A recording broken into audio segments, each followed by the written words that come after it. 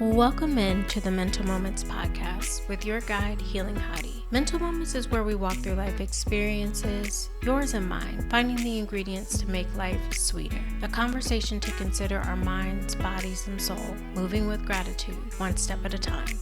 Do you love yourself? What does that look like for you? I want to know, so let's walk through this together. Welcome in. I am your host and guide, Healing Hottie. How are we feeling today? Let me know. Drop it in the comments. I want to hear from you. Mental Moments is a conversation, honey. And today we're talking all about my favorite topic, love. But loving ourselves and the continual process of quality love. I have a confession to make. I used to be a people pleaser. I really did. Recovering people pleaser. And in trying to figure out why, I uncovered that I didn't love myself. Not only did I not love myself, I didn't really love anyone else. Yes, I care for people. I did. I cared deeply for people.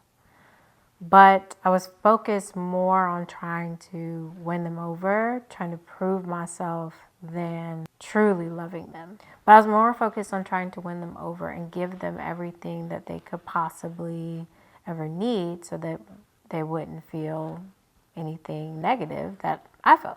And the way that I healed through that was prioritizing loving myself.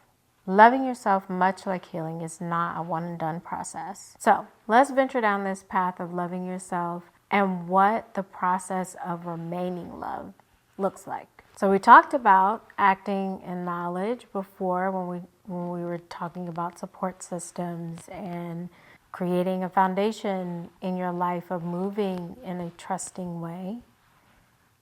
And loving anything, loving yourself, loving God, loving all of that, truly has to be a process of acting in knowledge. We know this is true because there are things that we can do in life that we could do to someone that we think is loving and lighthearted, and they might take it as an insult.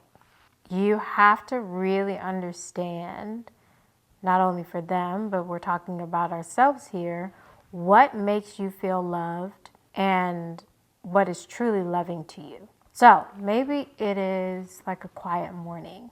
It definitely is drinking enough water. It's important to understand that love, it just can't be rooted in a feeling or emotions. It's not a word. It's not just a word.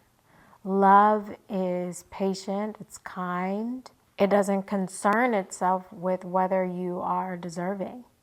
Love for you is as simple as brushing your teeth. So an action that you need to care for you physically, and something as considerate as saying, hey, this hurts me. Let's sit in that, right? Not only is it not contingent on what you're feeling, or it's not just a word, and it's not just when you're deserving. It is a routine.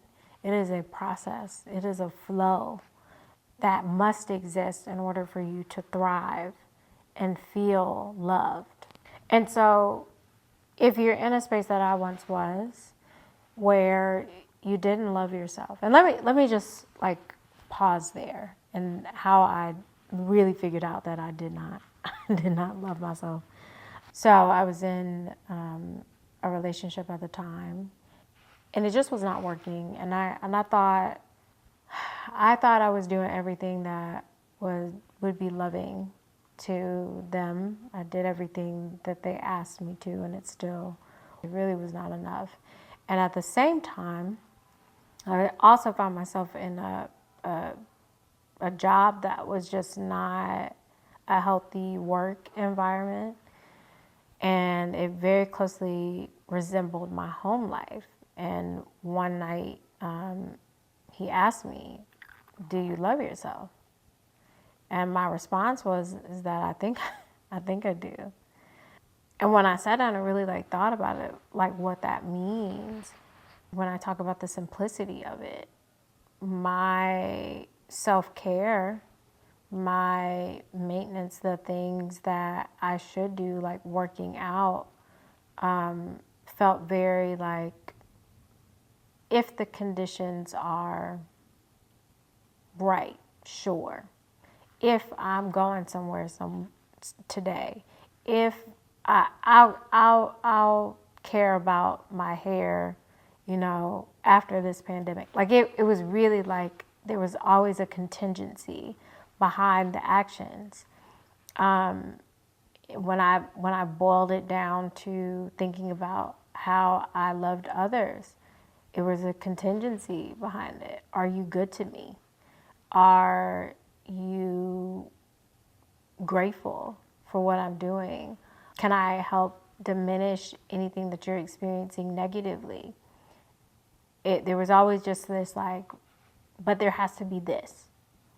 And love can't work like that, especially when it comes to yourself. Like there truly has to be this energy of unconditional love that resides within you, so it is unwavering, because that's where the instability breeds. That's where things become unstable on the outside, because you have so much of this well, maybe today I do, that resides within me. And that was very true.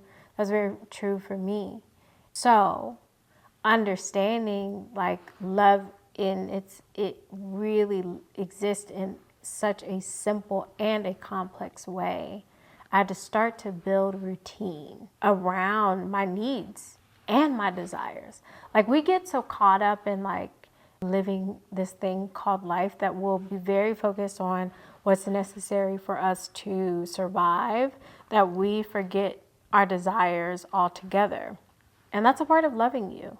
That's a part of making life worth living, is that you don't neglect.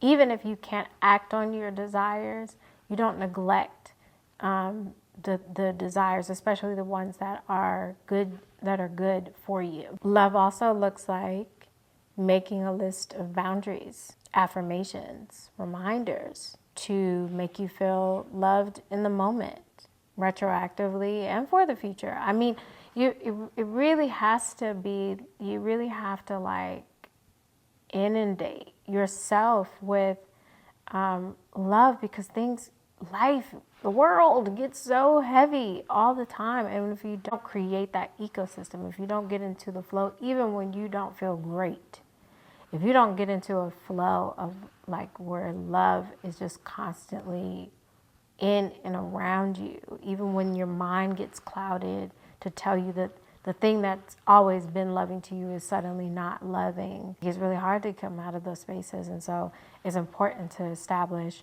those routines and those flows within your life so you can be sustained. Now, if you're new to allocating the space to loving on you, and I mean the tangible routine, the boundaries, the understanding your desires, all of the things, right?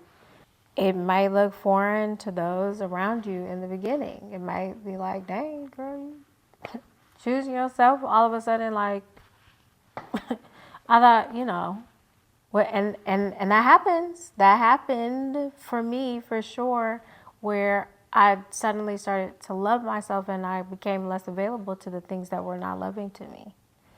It looked like my life looked different, y'all. It looked so different, and it had to be, in order to truly be well and to truly have this space of love that resided within me. And what I don't want us to forget is that as you start to love yourself, and there may be times where it looks like a threat to some other people, or they may not receive it well because it just looks so different on you. It might be, the devil might be oh, let me see if I can shake that up a little bit. What it will also be is an invitation for others to hey, you seem different. An invitation to understand who you are now. And it is so truly pleasing to God to love others as we love ourselves. But we got to love ourselves. We've got to have that element in there, and it is so it's so good to feel loved. And when you're sure of it, you just operate. You operate in a new, different, exciting way. So understand that love makes the world go round. And your world has to begin with you. I mean, let me back up, because it has to begin with God. God created you. And so if you are constantly not good to the origin of your world, it's not gonna stay good. It's not gonna get good. It's just not. Even for my people pleasers out there, people who are still struggling with, like, but what about other people? Yes.